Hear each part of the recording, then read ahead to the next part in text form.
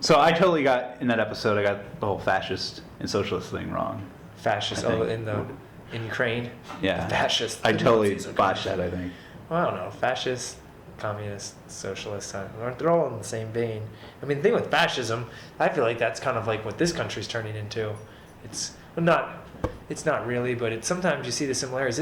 If I understand this, fascism is really state-supported enterprise. So the state kind of picks the winners and losers and then hedges them up.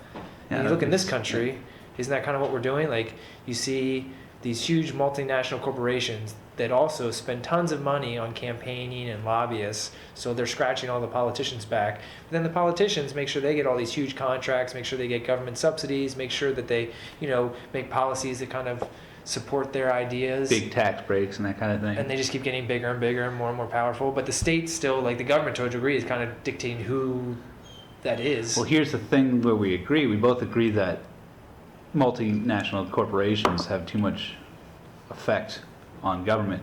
I still think I come from the camp where government isn't bad if it's run by the people, but right now it's being overrun by business interests. I think it's just rigging the system to me. I think we also have a bunch of fucking bitches in government in general. Like the two-party system, we could get onto that whole subject. It's going to be our episode one at a time. Yeah, I think both of them are basically fucking puppets of the same terrible animal. Yeah. It's just, they use talking points to kind of keep us confused and think we have a choice. But you look at what's really going, these huge corporations, whether it's huge pharmaceutical companies being supported by our huge growing, medical system. We have we not only have a military industrial complex, we have a medical industrial complex, we have like a prison industrial complex. We have all these complexes where it's basically the government Everything is getting vertically integrated. funnels money into certain parties.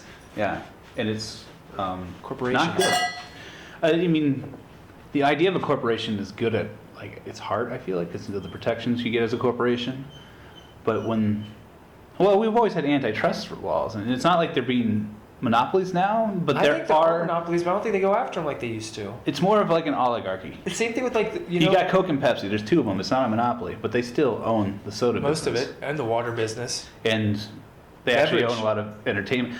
Coke and Pepsi are so rich, they have their hands in a lot of things. Well, who actually owns them? I mean, they're parts of much larger corporations, aren't they? Are they independent companies? I thought Coke and Pepsi were like the head of this giant monster. Are they? Because you look at some of the branches of some of those large corporations and all the little subsidiaries that are under them, especially in the food and beverage industry and snack food industry. Right. And they're so daisy chained together, and vice versa for like the medical industry. It's like, it's like Merck, GlaxoSmithKline, and like a few others, and that's pretty much it. It's bad for competition. Where you're like, which is what free market, wants.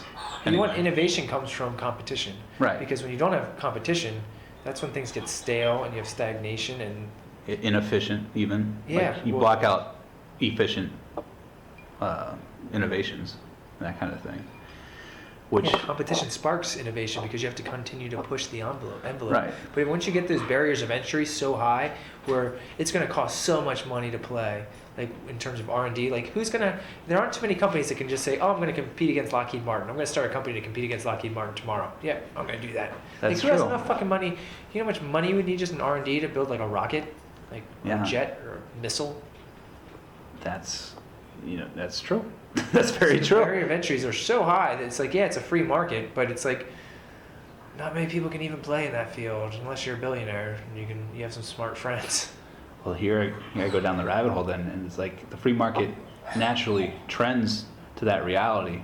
If it trends to that reality where it's oligarchy or monopoly, and they're doing the best job at that time, but everyone's can't get to the level to compete with them, is that good? Is that model the best model? I don't know. It depends on what they're doing, I guess I would say.